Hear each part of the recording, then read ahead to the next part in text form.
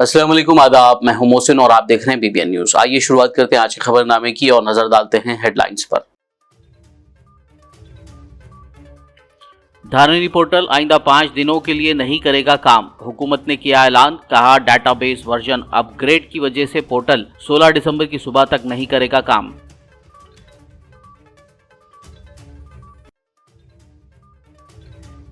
लागाचर्ला के किसान को पुलिस की जानिब से बेड़ियां पहनाने का मामला, बीआरएस वर्किंग प्रेसिडेंट केटीआर ने की सख्त मजम्मत। इस रवैये को करार दिया गैर इंसानी और जालिमाना।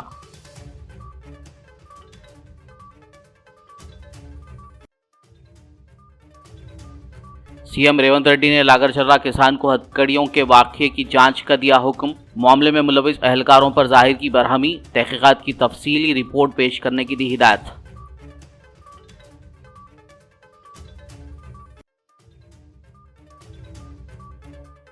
तेलंगाना काबीना की तौसी पर हाई कमान लेगी फैसला। डिप्टी सीएम भट्टी विक्रमार्का की दिल्ली में मीडिया से बातचीत। कहा 50% से ज्यादा लोग कांग्रेस की हुक्मरानी से मुतमईन।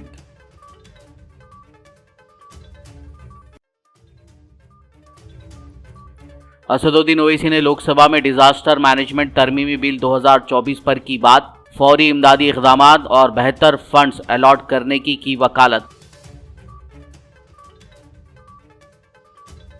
और अब खबरों की तफसील। धारनी पोर्टल 5 दिन के लिए दस्तयाब नहीं रहेगा। हुकूमत ने बाज़ाब्ता तौर पर इसका ऐलान किया है कि डाटाबेस वर्जन अपग्रेड की वजह से पोर्टल जुमेरात की शाम 5 बजे से 16 तारीख की सुबह तक काम नहीं करेगा। हुकूमत ने इस दौरान धारनी की खदमात में खलल पर अफसोस का इजहार किया है। हुकूमत धारनी पोर्टल में बहुत सी तब्दीलियां कर रही है। पोर्टल की खदमात को अपडेट करने के लिए 5 दिनों के लिए वक्फा दिया गया है। फार्मासिटी के लिए अपनी जमीन देने से इनकार करने वाले किसान को पुलिस उस वक्त बेड़ियों में बांधकर अस्पताल ले आई जब जेल में महरूस इस किसान ने दिल में दर्द की शिकायत की। तफसीलात के मुताबिक कोड़ंगल लागाचर्ला के हरियानायक किसान को दिल में दर्द होने पर पुलिस ने उसे हथकड़ियां पहनाकर अस्पताल पहुंचाया। वाज़ेह हो के लागाचर्ला से गिरफ्तार किए गए इस किसान को पुलिस ने संगारेड्डी जेल में रखा था, जहां उसे दिल का दौरा पड़ा। बताया जा रहा है कि जेल हुकाम उसे किसी के इल्म में लाए बगैर अस्पताल ले गए थे। ताहम किसान का वीडियो वायरल होने पर कई सवाल उठने लगे हैं। लागाचर्ला के किसान को पुलिस की जानिब से बेड़ियां पहनाने के मामले की बीआरएस वर्किंग प्रेसिडेंट केटीआर ने सख्त मजम्मत करते हुए इसे गैर इंसानी और जालिमाना सलूक करार दिया है। केटीआर ने किसान को एम्बुलेंस के बजाय बेड़ियों में बांधकर अस्पताल लाने पर हुकूमत की मजम्मत की और उन पर लापरवाही और बुनियादी इंसानी हकूक की खिलाफ वर्जी का इल्जाम लगाया। केटीआर ने कहा कि यह रवैया आइन के आर्टिकल 14, 16 और 19 की वाज़ेह खिलाफ वर्जी है। नेज़ नए क्रिमिनल एक्ट और जेल मैनुअल के तहत जेर समात कैदियों के हकूक की भी खिलाफ वर्जी है। उन्होंने मजीद इल्जाम लगाया कि हुकूमत ने इस वाक़े को दबाने की कोशिश की। केटीआर ने रियासती हाई कोर्ट और गवर्नर से मुदाखलत करते हुए किसानों को इंसाफ फराहम करने पर जोर दिया और फौरी कार्रवाई का मुतालबा किया। उन्होंने गिरफ्तार किसानों के खिलाफ तमाम गैर कानूनी मुकदमात को वापस लेने का भी मुतालबा किया और बीआरएस की जानिब से मुतासरा अफराद के लिए तिब्बी और कानूनी मदद का वादा किया। ఆయన ఎంత దుర్మార్గంగా ప్రభుత్వాన్ని నడుపుతుందంటే గుండెపోటు వస్తే కనీసం వాళ్ళ కుటుంబ సభ్యులకు తెలియజేయకుండా వాళ్ళకు తెలియనీయకుండా ఈ సమాచారాన్ని గోప్యంగా ఉంచాలనుకోవడమే దారుణమైన విషయం. ఇంకా ఘోరం ఏంటంటే అసలు మీరు ఇది చూడండి దయచేసి ఒకసారి బట్టి. ఇవాళ ఆ సోదరుణ్ణి ఆసుపత్రికి తీసుకొచ్చారు. ఇట్లా బేడీలు వేసి ఎవడన్నా గుండెపోటు వచ్చినోడు పారిపోతారండి? గుండెపోటు వచ్చిన వాళ్ళు వెంటనే జైలు నుంచి దుంకి పారిపోతారా? ఇంత అన్యాయమా? జైలు నుంచి గుండెపోటు వచ్చిందని చెప్తే బేడీలు వేసి పట్టుకోమా ఇంత అన్యాయంగా, ఇంత అమానవీయంగా, ఇంత సంస్కారహీనంగా, ఇంత చండాలమైన ప్రవర్తన ఈ ప్రభుత్వానికి ఉంది. స్ట్రెచర్ మీద తీసుకురావాల్సిన మనిషిని, అంబులెన్స్లో తీసుకురావాల్సిన మనిషిని ఇవాళ ఒక పోలీస్ బండ్లో తీసుకురావడమే కాకుండా ఇంకా నికృష్టంగా ఈ రకమైన ప్రవర్తన ఏదైతే వీళ్ళు చేస్తూ ఉన్నారో ఇది క్షమార్హం కానే కాదు. నేను గౌరవ హైకోర్టు ప్రధాన న్యాయమూర్తిని కోరుతా ఉన్నా, రాష్ట్ర గవర్నర్ గారిని కోరుతా ఉన్నా, కాంగ్రెస్ పార్టీ అధినాయకుడు పార్లమెంట్లో ప్రతిపక్ష నాయకుడు రాహుల్ గాంధీని కోరుతా ఉన్నా, డిమాండ్ చేస్తా ఉన్నా. రాహుల్ గాంధీ గారు, మీకు కనీసంగా మానవత్వం అనేది ఉంటే, మీకు కనీసం గుండె ఉంటే, హృదయం అనేది ఉంటే, వెంటనే ప్రభుత్వానికి ఆదేశం ఇవ్వండి, మీ ముఖ్యమంత్రిని మందలించండి. ఆయనేమో జైపూర్లో విందులు వినోదాల్లో అక్కడ హ్యాపీగా ఉన్నాడు, విందులు వినోదాలు చేసుకుంటూ జల్సాలు చేస్తున్నాడు మీ ముఖ్యమంత్రి. ఇక్కడేమో కేవలం తమ భూమి ప్రభుత్వం డిమాండ్ చేసిన విధంగా మేము ఇయ్యము అని చెప్పిన పాపానికి గిరిజన రైతులు జైళ్లలో ఉన్నారు, ఈ రకంగా చచ్చిపోయే పరిస్థితిలో ఉన్నారు. ఇది మంచిదా? రాహుల్ గాంధీ చెప్పాలని కోరుతా ఉన్నా. నీకు నిజంగానే హృదయం ఉంటే వెంటనే నీ ముఖ్యమంత్రికి ఫోన్ చేయి, చెప్పు, ముందు కేసులు వాపసు తీసుకో, వాళ్ళని వెంటనే జైల్లోకి వెళ్ళి ఇడిచిపెట్టు, వాళ్ళ ఇంటికి పోని, వాళ్ళ కుటుంబ సభ్యులను, వాళ్ళ ఆరోగ్య పరిస్థితి ఎట్లాగో మీ ప్రభుత్వం పట్టించుకోదు, అవసరమైతే మేం చూసుకుంటాం, ప్రైవేట్ ఆసుపత్రుల్లో పెట్టి వాళ్ళకి మంచి వైద్యం చేయించి వాళ్ళ ప్రాణాలు కాపాడుకునే ప్రయత్నం చేస్తాం. ఇది మంచిది కాదు. ఇంత అహంకారం, ఇంత इस दरमियान सीएम रेवंत रेड्डी ने लागरचला के किसान को हथकड़ियां लगाने के वाकये की जांच का हुक्म दिया है। वज़ीर आला रेवंत रेड्डी ने इस मामले में मुलविस अहलकारों पर बरहमी का इजहार किया और वजाहत तलब करते हुए कहा कि इस तरह के गैर इंसानी इक़दामात को बर्दाश्त नहीं किया जाएगा। सीएम ने आला हुकाम को मामले की मुकम्मल तहकीकात करके तफसीली रिपोर्ट पेश करने की हिदायत की। रेवंत रेड्डी ने इस बात पर जोर दिया कि हुकूमत को अपने शहरियों के वक़ार और हुकूक को बरकरार रखना चाहिए। उन्होंने इंतबाह दिया कि किसी भी गफलत या बदतमीजी से संजीदगी से निपटा जाएगा। तेलंगाना काबीना की तोसी पर हाईकमान फैसला लेगी। ये बात तेलंगाना के डिप्टी सीएम भट्टी विक्रमार्का ने दिल्ली में मीडिया से बात करते हुए कही। उन्होंने कहा कि 50% से ज्यादा लोग कांग्रेस की हुक्मरानी से मुतमईन हैं। उन्होंने मजीद कहा कि हाइड्रा को तालाबों और सरकारी मकामात की हिफाजत के लिए लाया गया है। उन्होंने कहा कि किसानों को दिए गए बोनस से अनाज उगाने वाले किसानों को फायदा हो रहा है। तेलंगाना हुकूमत संक्रांति के बाद रैतु भरोसा स्कीम को नाफिज करने जा रही है, जिसका ऐलान सीएम रेवंत रेड्डी पहले ही कर चुके हैं। इस मौके पर डिप्टी सीएम ने दावा किया कि कांग्रेस हुकूमत साबिका बीआरएस के 10 साला दौर के मुकाबले में तेलंगाना की आवाम को बेहतर हुक्मरानी फराहम कर रही है। सदर मजलिस और हैदराबाद रुकने पार्लियामेंट बैरिस्टर असदुद्दीन ओवैसी ने जुमेरात को लोकसभा में डिजास्टर मैनेजमेंट तरमीमी बिल 2024 से मुताल्लिक अहम मसाइल उठाए। उन्होंने फौरी इमदादी इक़दामात और बेहतर फंड्स अलॉट करने की वकालत की। उन्होंने मौसमियाती तब्दीलियों, गर्मी की लहरों, फिजाई आलूदगी और आफात के खात्मे में मुकामी हुक्काम को बाख्तियार बनाने के लिए जरूरत पर रोशनी डाली। माननीय ओवैसी साहब। शुक्रिया मोहतरम सर, मैं इस बिल की मुखालिफत में खड़ा हूँ। इस बिल में सेक्शन 5 को तरमीम करके ये बताया जा रहा है सरकार की तरफ से कि scope, nature, category of the officers, employees को वो लोग खुद तकर्रुर कर सकते। But if you see section 5(1) sir, ये this is just a cosmetic amendment because section 5(1) says the national authority can exercise this power only with the prior approval of central government. Now this greatly undermines the purpose of the amendment. So basically there is no decentralization.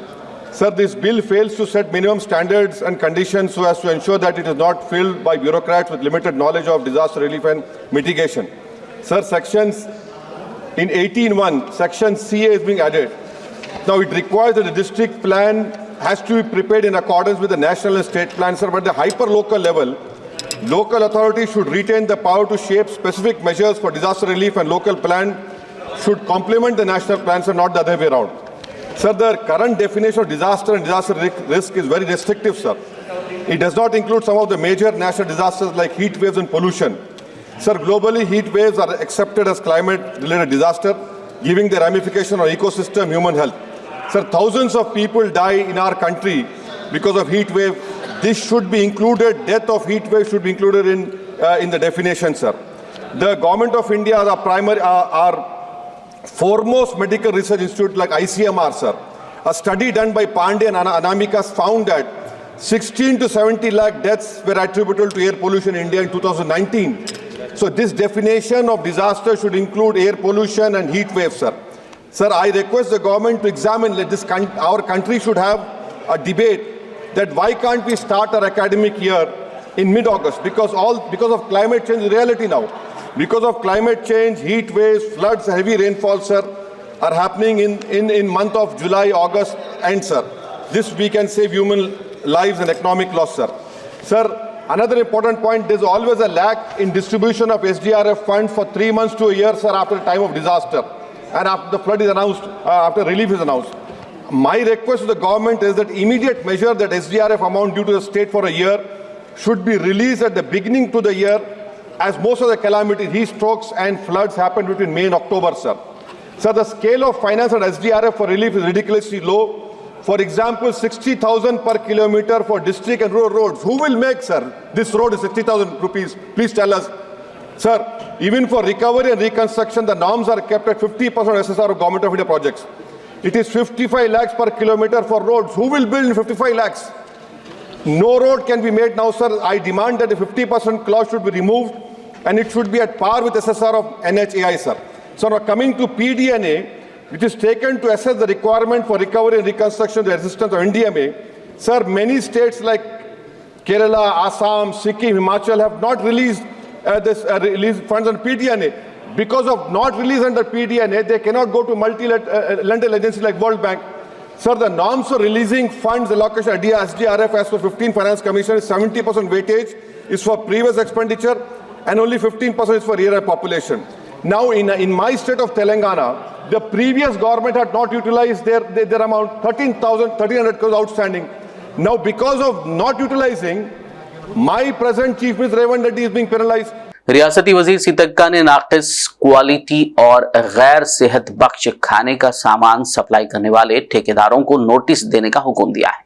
वजीर सीतक्का ने जुमेरात को रियासती secretariat में Telangana foods corporation की कारकर्दगी का जायजा लिया और ओहदेदारों की कारकर्दगी पर बरहमी का इजहार किया। इस मौके पर उन्होंने कहा कि टीजी फूड्स जो आंगनबाड़ी के लिए बाल अमृत तैयार करती है, बहुत ज्यादा जिम्मेदारी उस पर आयद होती है। बाल अमृत में नाकिस मियार को बर्दाश्त नहीं किया जाएगा। उन्होंने वार्निंग देते हुए कहा कि नाकिस सामान सप्लाई करने वाले ठेकेदारों और इसमें ताउन करने वाले अहलकारों के खिलाफ सख्त कार्रवाई की जाएगी। खबरनामे में फिलहाल लेंगे एक ब्रेक, मुलाकात होगी इस छोटे से ब्रेक के बाद।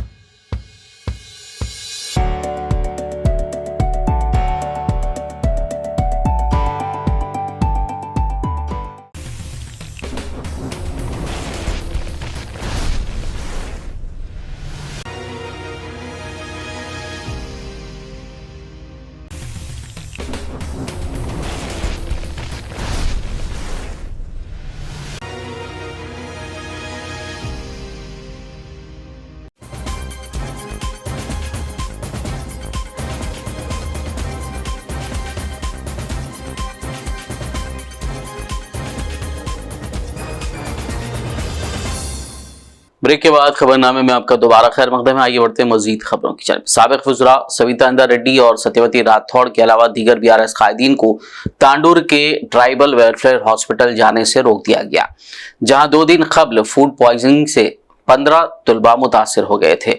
मज़कूरा बीआरएस कायदीन इन तलबा की इयादत के लिए आज जुमेरात को हॉस्टल जा रहे थे कि विकाराबाद पुलिस ने उनके काफिले को विकाराबाद चिनारेड्डी चौराहे के पास रोक लिया, जिस पर बीआरएस कायदीन और अराकीन ने सड़क पर बैठकर अपना एहतजाज शुरू कर दिया। पुलिस ने एहतजाजियों को वहां से हटाने की कोशिश की। बाद-ए-आज़म पुलिस ने उन्हें गिरफ्तार करते हुए परगी, नवाबपेट, चेंगुमल पुलिस स्टेशनों को मुंतकिल कर दिया। కుట్ర చేస్తుంది నిజంగా ఇంత దుర్మార్గం ఎవరైనా ఉంటారా? నిజంగా కుట్ర చేసే సంస్కృతి కాంగ్రెస్ పార్టీది, కాంగ్రెస్ పార్టీ నాయకులది। ఈ రాష్ట్రంలో పేద విద్యార్థులకు, పేద బిడ్డలకు నాణ్యమైన విద్య అందియాలని ఆ రోజు ఆ మహానుభావుడు కేసీఆర్ గారు ఈ రాష్ట్రంలో 200 గురుకులాలు ఉంటే 1000 గురుకులాలు స్థాపించి అన్ని వర్గాల వారు, అన్ని ఆడపిల్లలకు ఎక్కువ, మరి మగపిల్లలకు కూడా సమానంగా అక్కడ గురుకులాలు ఏర్పాటు చేసి నాణ్యమైన విద్యనిచ్చి ప్రపంచంతో పోటీ పడే విధంగా తీర్చిదిద్ది మరి వాళ్ళకు మంచి విద్యతో పాటు మంచి భోజనాన్ని అందించాం। కానీ ఈరోజు ఎంత దుర్మార్గం అంటే ఈ ప్రభుత్వానికి పేదల పట్ల ప్రేమ లేదు। ఉన్న హాస్టళ్ళు నిర్వీర్యమైపోయినాయి, ఈరోజు వికారాబాద్లో చెన్నారెడ్డి గారి విగ్రహం దగ్గర రోడ్ పైన కూర్చొని మాట్లాడుతున్నాం మీతో. సంతోషం. ఎందుకంటే ఈరోజు సాయిపూర్లో హాస్టల్లో పిల్లలకు విషాహారం తిని వాళ్ళకు ఫుడ్ పాయిజనింగ్ అయిపోయి సిక్ అయిపోయిందని 2 days బ్యాక్ పేపర్లో చూసాం. సరే 2 days తర్వాత సెట్ అయ్యిందిలే అని అనుకున్నాను. కానీ ఈరోజు మార్నింగ్ పేపర్లో ఫోటో చూసాను. తల్లిదండ్రులకు కూడా నో ఎంట్రీ. అంటే వాళ్ళ పిల్లలను చూసుకోవడానికి, వాళ్ళ పిల్లలు సిక్ అయిందని తెలిసినప్పుడు తల్లిదండ్రులను చూసుకోవడానికి కూడా పర్మిషన్ ఇవ్వలేదన్నప్పుడు ప్రధాన ప్రతిపక్షంగా మాకు బాధ్యత ఉంటుందా ఉండదా? మీరు తల్లిదండ్రులను అలో చేయనప్పుడు కనీసం మేమైనా కనీసం వెళ్ళి చూసి వాళ్ళకు భరోసా కల్పించి ఏం జరిగిందని కనుక్కోవాల్సిన అవసరం ఉంది. కానీ ఆశ్చర్యం ఏంటంటే ఈరోజు మేము ఇక్కడ వికారాబాద్కి ఎంటర్ కాగానే, నాకు తెలియదు చన్గోముల దగ్గరనే మమ్మల్ని ఆపాలనుకున్నారని నాకు కూడా తెలియదు. కానీ ఈ రోడ్ ఎంబడి ట్రాఫిక్ తక్కువ ఉంటుంది అని చెప్పి నేను ఈ రోడ్ ఎంబడి సిద్ధులూరు రోడ్ ఎంబడి వస్తే ఇక్కడ మమ్మల్ని ఆపేశారు. అసలు ఎందుకు ఆపారు అనేది ఎస్పీ గారిని, కలెక్టర్ గారిని అడుగుతా ఉన్నాను. అంటే ప్రతిపక్షంలో ఉన్న వాళ్ళకి ఒక రూలు, అధికార పక్షంలో ఉన్న వాళ్ళకి ఒక రూలా? ఈరోజు మమ్మల్ని అలో చేయండి కలెక్టర్ గారు, మేము పోయి పిల్లలను చూసి వస్తామంటే ప్రోటోకాల్ వర్తించదు మేడం అంటున్నారు.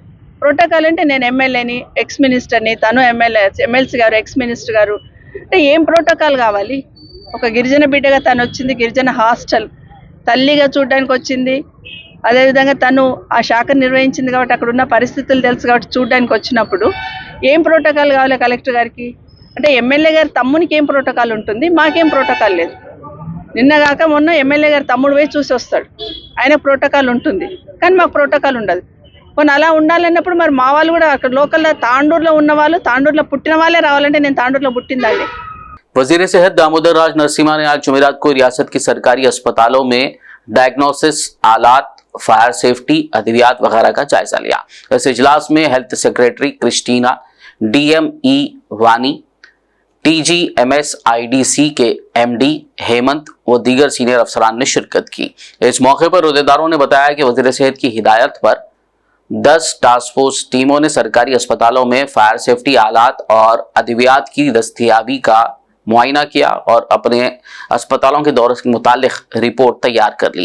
अहदेदारों ने वज़ीर सेहत को इस मौके पर उन नुकात की वजाहत की जो उन्होंने अपने दौरे के दौरान पाई थी।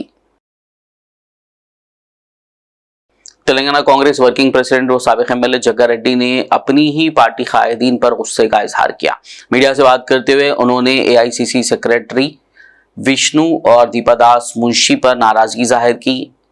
उन्हें इस बात पर गुस्सा था कि कांग्रेस पार्टी में उन्हें बताए बगैर फैसले किए जा रहे हैं। उन्होंने कहा कि पार्टी में फ्रेशर्स को तरजीह दी जा रही है। निजामाबाद जिला कलेक्टर राजीव गांधी हनुमंतु ने जुमेरात को आरमूर में इंदिरा इंडलू स्कीम के तहत जारी सर्वे का मुआयना किया। उन्होंने आरमूर के पिरकिट में दरखास्त गुजारों से बात की। इस मौके पर जिला कलेक्टर ने अहदेदारों को मशवरा दिया कि तफसीलात के इंदराज में तमाम जरूरी एहतियाती तदाबीर इख्तियार की जाए ताकि अहल खानदान हुकूमत की स्कीम से मुस्तफिद हो सकें। जिला कलेक्टर के हमरा Armoor RDO Rajagoud, municipal commissioner Raju, tehsildar MPDO Armoor, municipal vice chairman Sheikh Mannu और दीगर मौजूद थे। అంటే నెంబర్ ఆఫ్ మ్యారీడ్ కపుల్ 2 పెడుతున్నారు, ఇద్దరు ఒకటే ఇంట్లో ఉంటున్నారు సార్. బట్ వాళ్ళకి కూడా మళ్ళీ అప్లికేషన్ సెపరేట్ ఉంది కదా. సేవ్ కొట్టేసుకొని అంటే లేనిది మీకు డాక్యుమెంట్ మీకు చేయండి, మీకు డాక్యుమెంట్ ఏమైనా ఉందా? ఉంది సార్. ఓ ఇది గవర్నమెంట్ పట్టా ఇది ఉంది. ఓకే, ఇది మీరు PDF చేయగలరు. అవును సార్, అది చేస్తున్నారా? చేస్తున్నాను సార్. పీడిఎఫ్ ముందే కొట్టేసుకొని తీసుకున్నాం సార్. ఇక్కడ ఒక ఆ యాప్ ఉందా మీ దగ్గర? ఉంది సార్, డైరెక్ట్ సెలెక్ట్ ఆప్షన్ వస్తుంది. అంటే ఇప్పుడు సర్వే నంబర్ అది కొడుతున్నారా? దీంట్లో సర్వే నంబర్ ఉంది. సర్వే నంబర్ 155 157 ఉంది. ఫ్లాట్ నెంబర్ ఉంది సార్. మీరు ఇప్పుడు నంబర్ అంటే గంగారాము మదర్ ఇన్ లా ఇది ఒక్కటి సార్. ఇక్కడ రిలేషన్ అనేది ఆమె తాత అవుతారు కదా సార్, ఆమెకి మనమరాలు ఆ ఆప్షన్ లేదు సార్ మనకు సైట్ లో. గ్రాండ్ ఫాదర్ లేదు సార్. గ్రాండ్ ఫాదర్ గానీ గ్రాండ్ డాటర్. सुल्तानुल में एजुकेशनल सोसाइटी और water shade support services and activities network ने माहौलियाती तहफ़्फ़ुज़ को फ़रोग़ देने के लिए एक तारीखी मुआहदे पर दस्तखत किए हैं। सुल्तानुल में एजुकेशन सोसाइटी के एजाजी सेक्रेटरी जफर जावेद और water shade support services and एक एक्टिविटीज नेटवर्क के डायरेक्टर MV रामचंद्रुडू ने आज जुमेरात के रोज इस MOU पर दस्तखत किए हैं। दोनों तालीमी इदारों के दरमियान शराकतदारी माहौलियाती चैलेंजेस से निपटने में अहम किरदार अदा करने की उम्मीद है। अगर आपके बच्चे मोबाइल के आदी हैं और हमेशा मोबाइल देखना पसंद करते हैं या फिर आपने खुद अपने बच्चों को मोबाइल का आदी बनाया है तो ये खबर आप ही के लिए है। मोबाइल का इस्तेमाल बच्चों के लिए कितना खतरनाक हो सकता है, इस खबर की तफसील में देखिए। आजकल हर छोटे बच्चे को माँ बाप मोबाइल फोन थमा देते हैं। छोटे से छोटा बच्चा भी अगर जिद करता है या फिर उसे खाना खिलाना होता है या फिर बच्चे को खामोश बिठाने के लिए मोबाइल देकर उसकी आदत बिगाड़ी जा रही है। इससे बच्चे मोबाइल के इतने आदी हो रहे हैं कि दिन भर और फिर आधी आधी रात तक भी मोबाइल नहीं छोड़ रहे हैं, जिस वजह से उनकी आंखें तो खराब हो ही रही हैं, इसके साथ ही उनकी नशोनुमा और उनके जहन पर भी मनफी असर पड़ रहा है। ताज़ा वाक़े में ऐसे ही मोबाइल के आदी एक बच्चे ने गेम्स खेलने के लिए मोबाइल ना देने पर अपनी मां पर चाकू से हमला कर दिया। ये वाक़या पड़ोसी रियासत आंध्र प्रदेश में पेश आया है। बताया जा रहा है कि बच्चा गेम खेल रहा था कि उसका डाटा खत्म हो गया, जिस पर उसने मां से फ़ोन मांगा, लेकिन मां ने फ़ोन नहीं दिया। बाद जब मां सो रही थी, बच्चे ने मां के गले पर छुरी से हमला कर दिया। मां को चेहरे पर शदीद जख्म आए, जिसे फौरी अस्पताल ले जाया गया। गौरतलब है कि छोटे बच्चे मोबाइल पर रील्स और गेम्स खेलते हुए बहुत कुछ सीख रहे हैं और शायद इस बच्चे ने भी गुस्से में वही किया जो उसने शायद मोबाइल देखकर सीखा हो। हर माँ बाप और घर के बड़ों को चाहिए कि वो अपने बच्चों को मोबाइल से दूर रखें और उनके बेहतर नशोनुमा और बेहतर मुस्तकबिल के लिए मोबाइल के बजाय दीगर खिलौने, खेल और दीगर अशिया का इस्तेमाल करें, जिससे कि आपके बच्चे सेहतमंद और ज़हीन हो सकें। डॉक्टर्स का कहना है कि मोबाइल का ज़्यादा इस्तेमाल छोटे बच्चों के जहन को कमज़ोर कर देता है, उनमें चिड़चिड़ापन आ जाता है। कई बच्चे तो डिप्रेशन का शिकार हो रहे हैं और मोबाइल के लिए बहुत कुछ कर गुजर रहे हैं। अब यह आप पर है कि आप अपने बच्चे को मोबाइल देना चाहते हैं या फिर एक सेहतमंद ज़िंदगी के साथ बेहतर मुस्तकबिल। ये वीडियो देखकर बहुत लोगों को एहसास हो रहा होगा कि हाँ, हमारे बच्चे भी मोबाइल के आदी बन रहे हैं, हमें भी उन्हें रोकना होगा और आप उन्हें रोकेंगे भी, लेकिन कितने दिनों तक, ये अहम बात है। Bureau report, BBN news. आखिर में एक नजर हेडलाइंस पर। धारणी पोर्टल आइंदा 5 दिनों के लिए नहीं करेगा काम, हुकूमत ने किया ऐलान। कहा डाटाबेस वर्जन अपग्रेड की वजह से पोर्टल 16 दिसंबर की सुबह तक नहीं करेगा काम।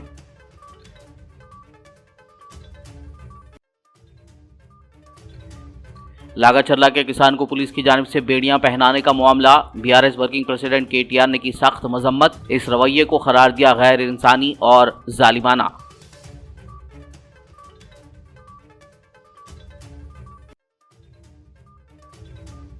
CM रेवंत रेड्डी ने लागाचर्ला किसान को हथकड़ियों के वाक़ये की जांच का दिया हुक्म, मामले में मुलविस अहलकारों पर जाहिर की बरहमी, तहकीकात की तफसीली रिपोर्ट पेश करने की दी हिदायत।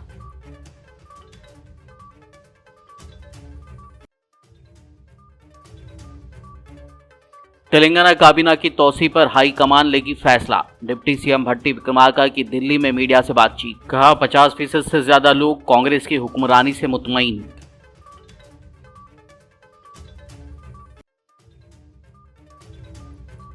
असदुद्दीन ओवैसी ने लोकसभा में डिजास्टर मैनेजमेंट तरमीमी बिल 2024 पर की बात, फौरी इमदादी इक़दामात और बेहतर फंड्स अलॉट करने की वकालत। खबरनामे में फिलहाल बस इतना ही। ताज़ा तरीन अपडेट्स के लिए देखते रहिए BBN न्यूज़। यूट्यूब और फेसबुक पर मौजूद हमारे वीडियोस को लाइक और शेयर जरूर कीजिए।